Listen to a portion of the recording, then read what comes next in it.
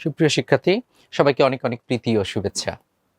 বরাবর মতন আজকে তথ্য যোগাযোগ প্রযুক্তির ক্লাসে আমি আশিকুর রহমান তোমাদের সাথে আছি এবং আজকে আমরা কিন্তু আছি একদম নতুন আরেকটি অধ্যায় নিয়ে। যে অধ্যায়টির সাথে আমরা কম বেশি সবাই অধ্যায় টপিকসটি নিয়ে আমরা কিন্তু সবাই পরিচিত। আজকে সেই জিনিসটা আমরা প্র্যাকটিক্যালি দেখব কিভাবে এই কাজগুলো হয়। খুব ইন্টারেস্টিং না? অবশ্য তথ্য প্রযুক্তি সবগুলো জিনিস আমাদের বাস্তব জীবনের সাথে একদম ওতপ্রোতভাবে জড়িত রয়েছে। তো চলো আমরা দেখি আজকে কি করব।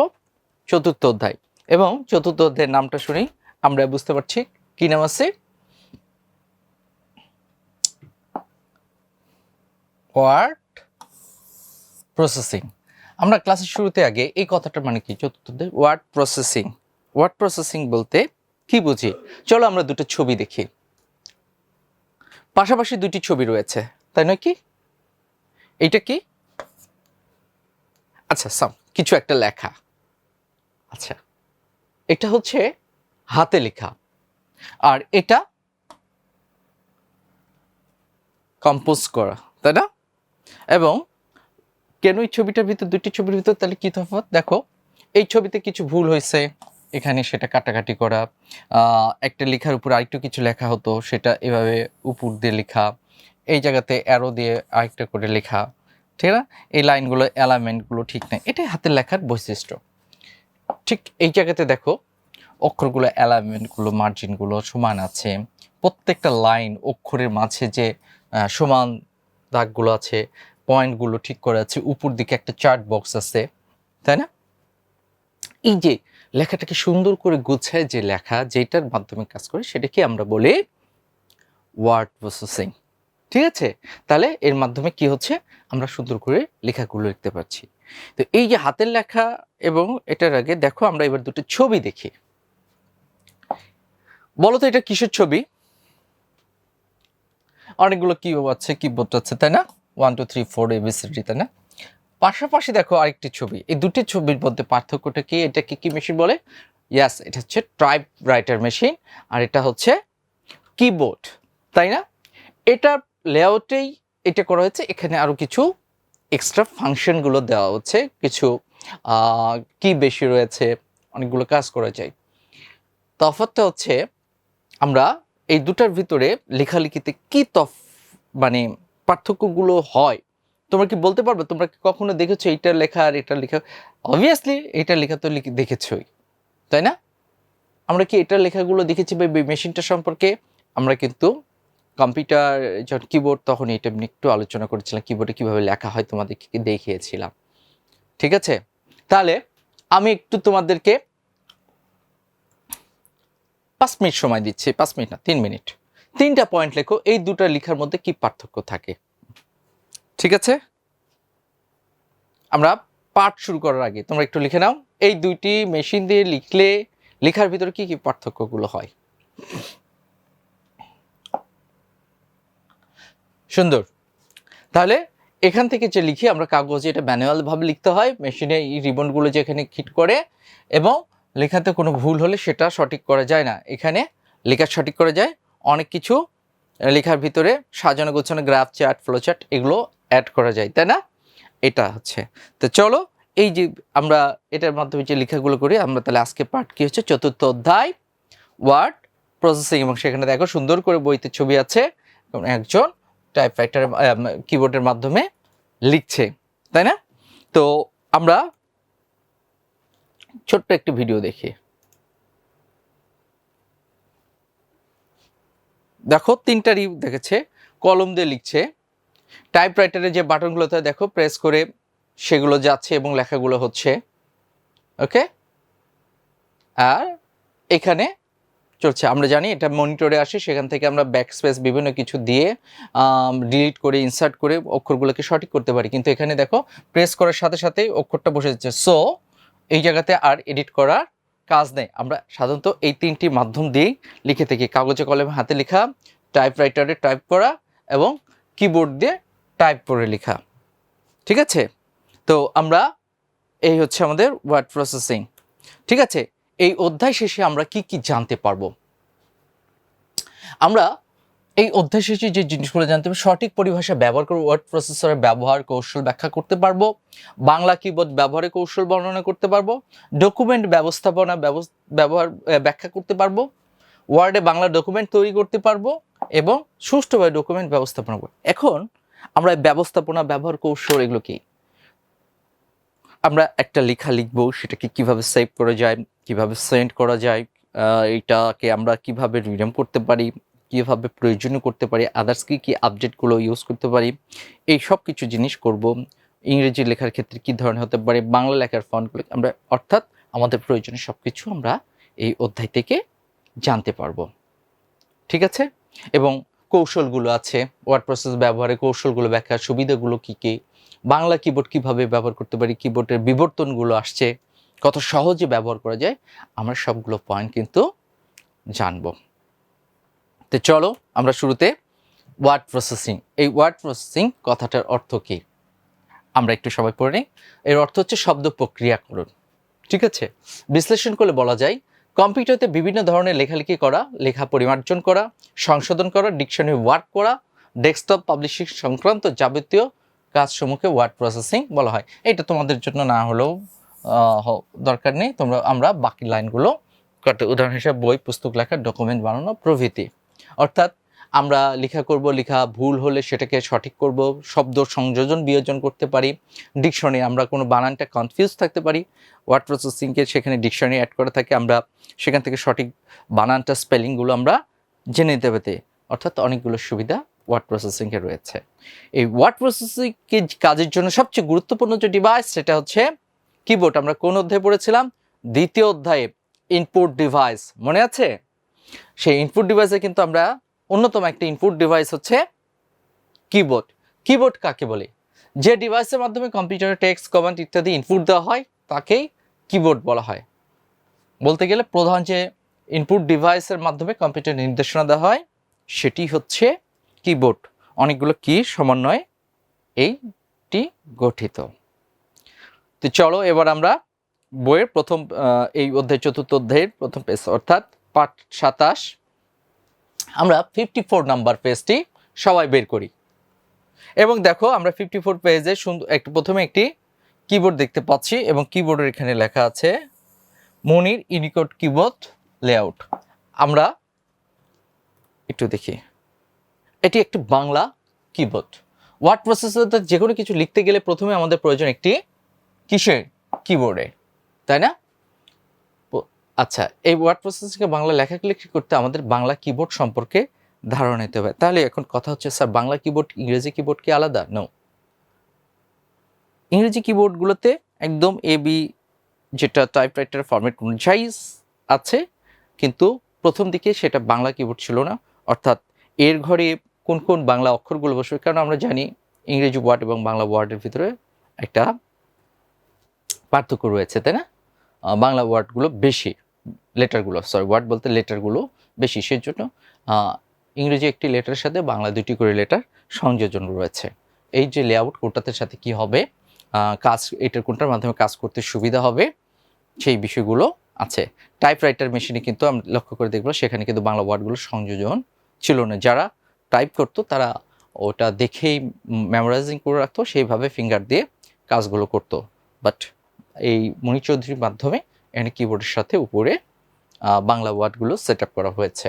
ঠিক আছে, আচ্ছা, ইংরেজি কিবোর্ডের উপর ভালো করে দেখো, ভিত্তি করে ঢাকা বিশ্ববিদ্যালয় বাংলা বিভাগের অধ্যাপক বুদ্ধিজীবী মনির চৌধুরী 1965 সালে সর্বপ্রথম টাইপরাইটারের জন্য একটি বিজ্ঞানসম্মত কিবোর্ডের লেআউটটা তৈরি করেন। যে লেআউটটা হচ্ছে এইটা, আমরা ছবি দেখছি মনির চৌধুরী বাংলা কিবোর্ডের কিবোর্ড। দেখো এখানে এই যে এর পাশে লাল দিয়ে অক্ষরগুলো দেওয়া আছে, যেরকম ম, উপরে একটা ব, আমরা এই অক্ষরগুলো এখানে স্পষ্ট না, আমরা তারপরেও দেখে নিব। আচ্ছা, আমরা একটু পড়ে নেই। পরবর্তী সময় কিবোর্ডের লেআউটটি কম্পিউটারের জন্য কি হয়?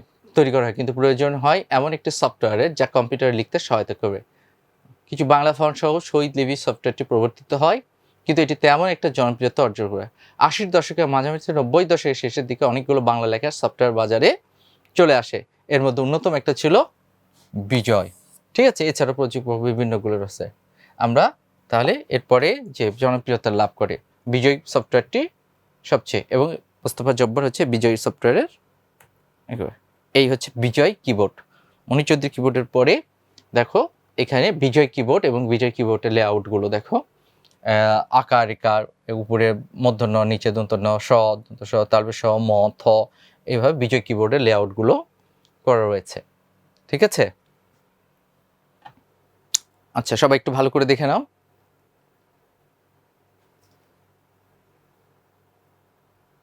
ওকে, আচ্ছা এই বিজয় কিবোর্ডটা আমরা যেহেতু কম্পিউটার আমরা ইম্পোর্ট করি, এটা বাইরের দেশ থেকে তৈরি হয়, সো সফটওয়্যারের সাথে আমাদের কি করতে, বিজয় কিবোর্ড এখানে পরে আমাদের প্রয়োজন এসে সফটওয়্যারটা ইনস্টল করতে হয়, না হলে বাংলা লেখা যায় না। কারণ আমরা মাইক্রোসফট ওয়ার্ড, উইন্ডোজ কোম্পানির মাইক্রোসফট অফিস থেকেই লেখালেখির কাজগুলো করে থাকি। সেই লেখাতে যখন আমরা বাংলা লিখতে চাই তখন কি করতে হবে, কিবোর্ডে কন্ট্রোল অল্টার বি একসাথে চাপতে হয়, তখন বিজয় কিবোর্ড লেআউটটা চালু হয়ে যায়। এবং দুইটি অক্ষরকে যুক্ত করতে গেলে কি করতে হয়, ইংরেজির কিবোর্ডে জি চাপতে হয়। তারপরে যেহেতু যখন আমাদের আছে কি যুক্ত অক্ষরগুলো আছে, তাই না, একটু আমরা দেখে নিই। এখানে যেরকম খ, তাহলে দেখো এই জায়গাতে কি বলেছে, খ আমরা ওই যে ছোটবেলা পড়ছি না, এইভাবে কোন কোন অক্ষর মিলে যুক্ত অক্ষরগুলো হয়, হ্যাঁ, বর্গে জ আর ইয়, ধ আর ইয়, এইভাবে। ঠিক আছে, তাহলে J N G, J M G N, ঠিক আছে। তাহলে দেখো এখানে যেতে কি আছে, ক, জি চাপ দিলে যুক্ত অক্ষর হচ্ছে এন, এনে কি আছে স, তাহলে কি হলো, যুক্ত অক্ষর হলো। এখন তোমাদের কথা হচ্ছে স্যার আমরা স ধরবো না, আমরা তো জানি যুক্ত অক্ষরগুলোতে কোন অক্ষরের সাথে কোনটা হয়। ঠিক আছে, এবার এন স যোগ এখানে কি বি, দেখো বিতে আছে ন, এই হচ্ছে এইভাবে আমরা অক্ষর যে ছোটবেলা গ্রামারে, বাংলা গ্রামারে করেছি সেই ফন্টগুলোকে এখানে দিয়েছে বিজয় কিবোর্ডে, এই লেআউটে আমরা ধরবো। শিফট ধরলে নিচের অক্ষর, না হলে উপরের অক্ষর চাপতে হয়। ঠিক আছে, আরেকটি কিবোর্ড রয়েছে যেটা আমাদের টাইপিং এর জন্য সবচেয়ে সহজ, সেটি হচ্ছে অভ্র কিবোর্ড। আমরা সবাই কম বেশি পরিচিত, কারণ এখানে যেরকম বিজয় কিবোর্ডে তোমার অক্ষরগুলো কোন অক্ষর কোথায় আছে সেগুলো মনে রাখতে হয়, আর অভ্র কিবোর্ডে হচ্ছে তুমি বাংলা ইংরেজিতে লিখবা এ এম এ আর, আমার, ওখানে বাংলায় উঠে যাবে আমার। ঠিক আছে, এইভাবে তৈরি কাজ শুরু করেছিলেন উনি, একজন ডক্টর ছিলেন, এবং সফটওয়্যারের মাধ্যমে বাংলা ইংরেজি টাইপ করার সুবিধা রয়েছে। বিশেষত এই কিবোর্ডে ইংরেজি টাইপ করলে তা বাংলায় রূপান্তরিত সম্পূর্ণ বিনামূল্যে ব্যবহারের সুযোগ রয়েছে। কিছুদিন আগেই কিন্তু এই অভ্র কিবোর্ডের উদ্যোক্তা মেহেদী হাসানকে অ্যাওয়ার্ড দেওয়া হয়েছে, এবং যেহেতু তিনি অ্যাওয়ার্ডটা একা গ্রহণ করেনি, কারণ তার সাথে সহযোগী ছিলেন তার বন্ধু, উনি বলেছিলেন অ্যাওয়ার্ডটা আমি হয় সবাই মিলে নিব, আদারওয়াইজ ফিরিয়ে দিব। পরবর্তীতে একাডেমি থেকে তাদের সব 3 বন্ধুকেই হচ্ছে এই অ্যাওয়ার্ডটি প্রদান করা হয়। এই হচ্ছে অভ্র কিবোর্ডের লেআউট, তোমাদের বইতে দেওয়া আছে, কে তে ক, কে এস তে খ, জি তে গ, জি এস তে ঘ, এন জি তে উ, এইভাবে লেআউটগুলো দেওয়া রয়েছে। এই কিবোর্ডের হচ্ছে 2005 সালে বাড়তে থাকে ইন্টারনেটের ব্যবহার এবং ওয়েব পেজ তৈরি করার ক্ষেত্রে ইন্টারনেটের জনপ্রিয়তা প্রয়োজনীয় এমন একটা সফটওয়্যার যা ইন্টারনেটের মাধ্যমে বাংলা লিখতে পারে। আমরা কিন্তু বিজয় কিবোর্ড লেআউট দিয়ে ওয়েবসাইটে বা ইন্টারনেটে লিখতে পারি না, এটা শুধুমাত্র প্রিন্ট সেক্টর, এমএস ওয়ার্ডে লিখে প্রেসে যাওয়া, এই জন্য কিন্তু আমরা এই ইউনিকোড ফনেটিক সফটওয়্যারের মাধ্যমে এটা করা। পরবর্তীতে বিজয় ইউনিকোড নামের একটি ফন্ট বা ইয়েটা আপডেট করে এরপরে লেখা যায়, বিজয় ইউনিকোডের মাধ্যমে লেখা যায়। আর অভ্রতে এমনি ইউনিকোড করা আছে, আমরা এই বিনামূল্যে ইউনিকোড সফটওয়্যারটি অভ্র প্রবর্তিত হয়। এই ফনেটিক বাংলা টাইপিং ব্যবস্থা এটি তরুণ সমাজের কাছে বেশ জনপ্রিয় হয়ে গেছে। এখন এটাকেও আমরা বিজয় কিবোর্ডে ফন্টে রূপান্তর করতে পারি। একটু পরে নিই আমরা এটা সুবিধাগুলো আমি বলছি। যেরকম আমি বাংলায় গান গাই, টাইপ করা হলে তবে লেখা হবে আমি বাংলায় গান গাই। এছাড়া যুক্ত করা হয় মাউস দিয়েও লেখা। অনেক সময় অনেক অক্ষরগুলো আমরা লিখতে পারি না বা টাইপ আসছে না, তখন আমরা কি করি, মাউস দিয়ে এটা ক্লিক করে করা যায়। ঠিক আছে, এবং তার এখানেও কিন্তু মনির চৌধুরীর উদ্ভাবিত অপটিমা কিবোর্ডের লেআউট এখানে অন্তর্ভুক্ত করা রয়েছে। তো চলো আমরা এবার সবাই কিবোর্ড দেখি। আমি তোমাদেরকে এতক্ষণ ছবি দেখলাম, আমরা একদমই একটি কিবোর্ড দেখছি, এরপরও ভিডিওতে দেখব এটি একটি কিবোর্ড, ঠিক আছে। আচ্ছা, এটা একটু ছোট সাইজ আর একটা বড় হয়। এই কিবোর্ডে অনেকগুলো বাটন রয়েছে, ঠিক আছে। এ এস ডি এফ এই যেগুলো যে সিরিয়াল আছে এগুলো হচ্ছে লেটার কি। দেখো নিচে এটাকে বলা হচ্ছে স্পেস বার, ঠিক আছে। এখানে উইন্ডোজ কন্ট্রোল, একটা এক্সট্রা বার কন্ট্রোল অর্থাৎ শিফট ট্যাব স্কেপ, আর এগুলো উপরে দেখা যাচ্ছে F1 F2 F3 এগুলো হচ্ছে ফাংশন কি। এদিকে আমাদের আরেকটা থাকবে হচ্ছে page up page down arrow নেগেটিভেশন কি, এবং এই পাশে যেটা থাকে আমরা অভিযোগ বলে ওটা দিয়েছি নিউমেরিক অর্থাৎ নাম্বারে কি। এখানে সুবিধা আছে, আমরা 1 2 এখানে দেওয়া আছে 1 2 3 4, আমরা নাম সেট করে এগুলো দিয়েও বাটনে আমরা লিখতে পারি, ঠিক আছে। এটি হচ্ছে একটি কিবোর্ডের লেআউট। আগে এই কিবোর্ডগুলো আমাদের পিসির সাথে কেবলের মাধ্যমে কানেক্ট করতে হয়। এছাড়াও এখানে এখন ইউএসবি পোর্ট আছে, কিন্তু এর আগে যখন কিবোর্ড হয়েছে তখন কিবোর্ডের জন্য আলাদা একটা পোর্ট থাকতো, সেটা সিপিইউর পিছনে সেট করতে হতো। এই কেবল ছাড়াও এখন অনেক কিবোর্ড রয়েছে ব্লুটুথের মাধ্যমে, ডিভাইসের মাধ্যমে, এটা থাকে না, শুধু ব্লুটুথ ডিভাইসের মাধ্যমে একটি করে কিবোর্ড বা মাউস আমরা পিসির সাথে ইনস্টল করতে পারি। আর ল্যাপটপ বা এগুলোর ক্ষেত্রে তো অটোমেটিকভাবেই থেকে থাকে। আমরা অবশ্যই কিবোর্ডের বিভিন্ন বাটন ফাংশনগুলো ভালো করে জানবো, কারণ এগুলো আমাদের পরবর্তীতে আছে। তা আমরা এবার একটি ভিডিও দেখি, সব বিভিন্ন বিজয় থেকে মণি চৌধুরী কিবোর্ড থেকে সবগুলো কিবোর্ড এখানে রয়েছে, আমরা একটু দেখে নেই। এটি হচ্ছে মণি চৌধুরী কিবোর্ড, এবং দেখো এখানে এটাকে বলছে স্পেস কি, ডেল্ট কি,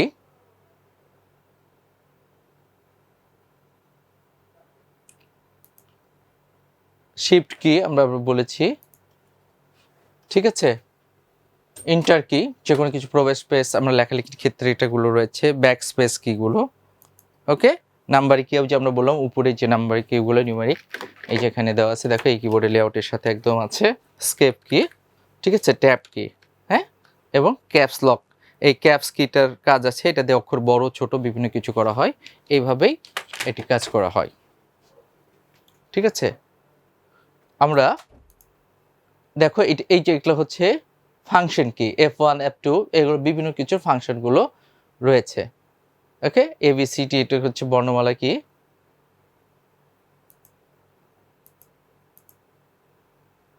অ্যারিথমেটিক কি,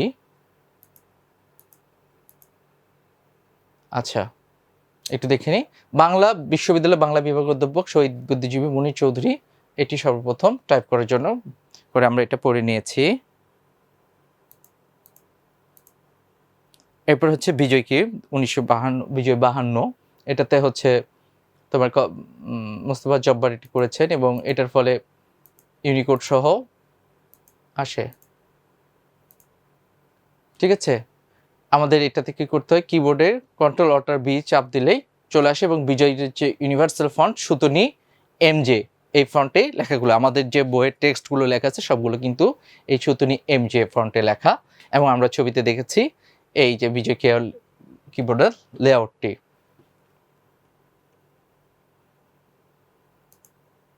ঠিক আছে। যুক্তাক্ষরগুলো দেখো এখানে বর্ণ আ জি এফ ই, হ্যাঁ, স্বরবর্ণ লিখতে প্রথমে জি, দেখো অ বাদে সকল স্বরবর্ণ লিখতে প্রথমে জি, পরে ওই বর্ণের সংক্ষিপ্ত রূপ আকার চপ করতে হয়, অর্থাৎ আকার একার এই জিনিসগুলো এইভাবে টিপ দিতে হয়। আর এটা হচ্ছে অভ্রর সফটওয়্যারের যে উপরে লেআউটটি,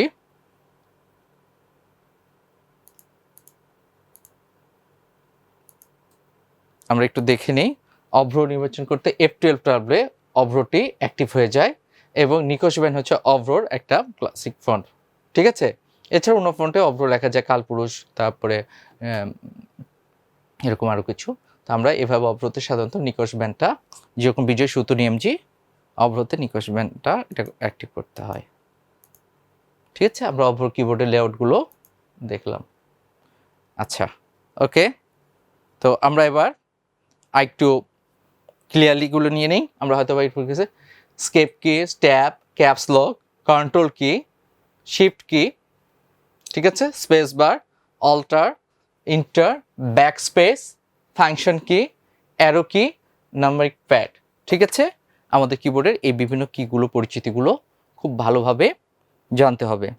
ঠিক আছে, তাহলে আমরা বাড়ি কাজে চলে যাই। বিভিন্ন ফাংশনগুলোর বর্ণনা করা, আমরা কোন কিতে কি কাজগুলো করা হয়, ব্যাক কিতে লেখা, এদিকে সরে আসা, কোনো কিছু এরিগেশন করা, স্কেপ, যতটুকু আমরা সম্ভব পারবো আজকে বর্ণনা থেকে। বাসায় আমরা বইয়েতে যে ছবিগুলো দেওয়া আছে সেই ছবি থেকেই, আর কারো বাসায় যদি কিবোর্ড থাকে বা স্কুলে যদি থাকে, আমরা একটু ভালো করে সেগুলো পর্যবেক্ষণ করব, দেখব, সম্ভব হলে খাতা একটু করে একটা কিবোর্ড আঁকাই নিব, নিয়ে বিভিন্ন কিগুলো এভাবে একটু চিহ্নিত করে রাখবো। ঠিক আছে, তাহলে বাসায় ছোট্ট কাজগুলো দিলাম। আগামী ক্লাসে আমাদের এই কিবোর্ডে এবং ওয়ার্ড লেখার প্রক্রিয়া সম্পর্কে আমরা ক্লাস করব। আগামী ক্লাসে দেখা হচ্ছে। সবাই ভালো থেকো, সুস্থ থেকো, মজার কিছু ক্লাস নিয়ে আগামী ক্লাসে দেখা হচ্ছে। খোদা হাফেজ।